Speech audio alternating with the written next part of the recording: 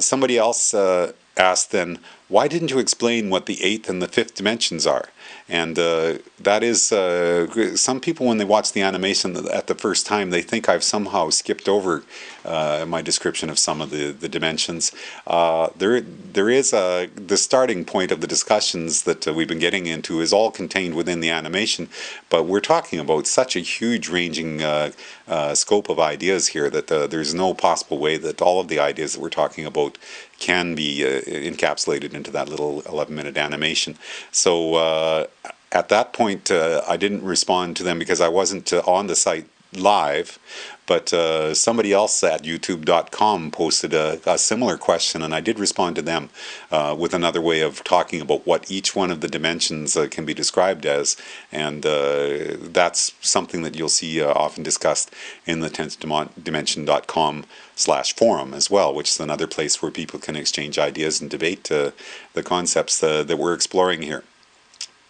Somebody later in the day says, wow, all I can say is wow, Mr. Bryanton, you really took some highly complicated ideas and explained them in layman's terms. Thank you. And then they say, I haven't been to your website in quite some time. There was a flash demonstration of your concept on here. Have you taken it down? And I responded there that yes, the flash version that used to be available, we found it was just so immensely popular that it became too expensive for the site to be able to continue, which is why now if you're interested in that flash version, you can purchase it for a small fee. And if you go to 10thdimension.com/digital, that'll take you to the digital item store, which then gives you a way to download the site or the version of the animation that is what made this whole project so popular in the first place. It also is not just flash versions for PC and for Mac, but also a much higher resolution QuickTime than the versions that people are familiar with from YouTube and Rever, etc. So it's great fun to watch, seeing it in the much higher resolution.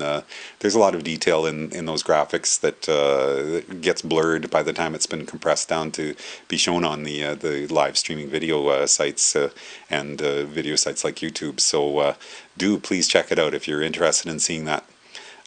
That's the best place for you to see it right now. Just going to the next day here, somebody says, no need for his musical assault on the senses. Interesting topic, though. And that is actually one of the things that people do say from time to time when they think this is all about physics rather than a creative exploration of the ideas that unite physics and philosophy. People see the discussions that are happening here, and then something comes on with me singing a song and they go, what's going on? Where did that come from?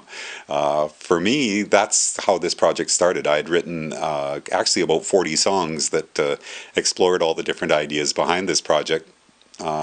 Then I started writing a booklet that would help to explain that for the CD, and ended up boiling it down to just 26 songs out of that original bunch that now are available and are a part of the project. The lyrics to the songs are listed at the end of the book, and videos are available on Rever and YouTube and multiple other places as well. And that's some of the videos are highly produced videos. Some of them are just me sitting at the piano, and the one we're going to be looking at the end of today's show is just me sitting at a piano.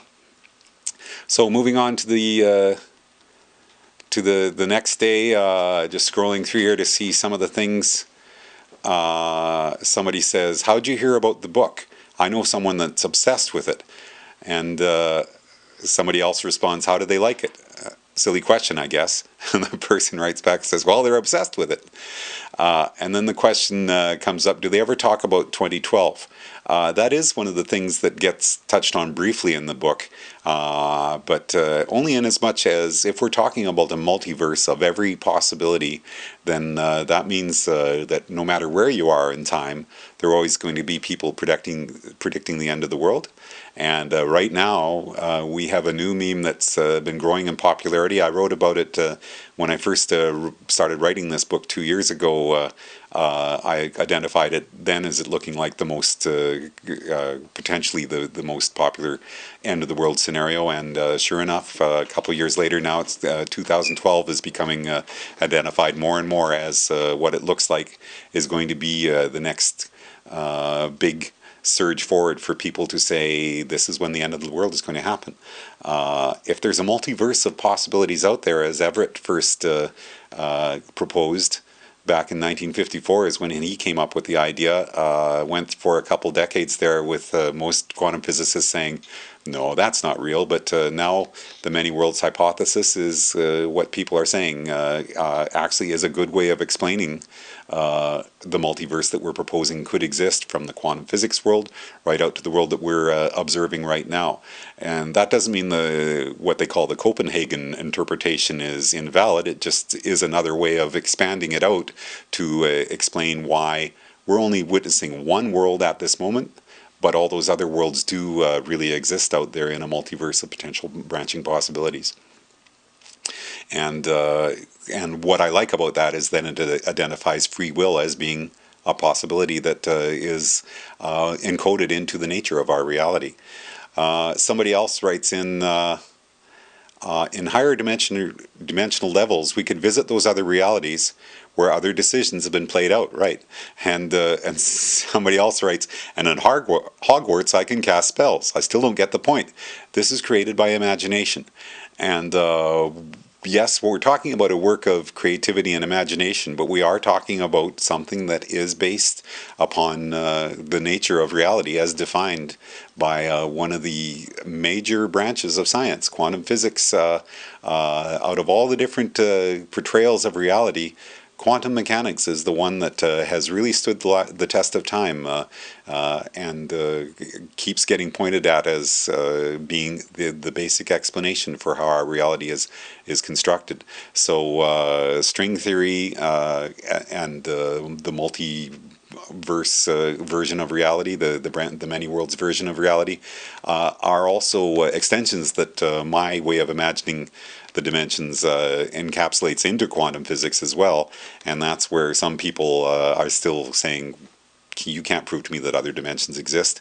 And to the extent that that may be true right now, we have to accept that. But there are many new sciences out there that are talking about that we are rapidly approaching proofs that could be demonstrating how the higher dimensions do really exist, and that might then be, when we reach that moment, the time when some of the crazy ideas I've been talking about here with Imagining the 10th Dimension might actually be shown to be a way of encapsulating those ideas together. So I happened to join in the conversation around there and mentioned this 2012 idea. And then I said to the people writing in at that moment, actually the book is more about the multiverse and quantum physics, but it mixes in a lot of other ideas as well. The fact that my way of imagining the dimensions ends with 10, and string theory / M theory says there are 10 spatial dimensions, M theory says +1 of time, may only be an interesting coincidence. And then I asked the people who were in the chat room at that point if they had heard about the David Deutsch proof that was published in September, and that's something. If you search for that, this is a proof that appears to identify how the parallel universes that are happening from moment to moment really do exist and are part of the branching possibilities that are part of quantum physics.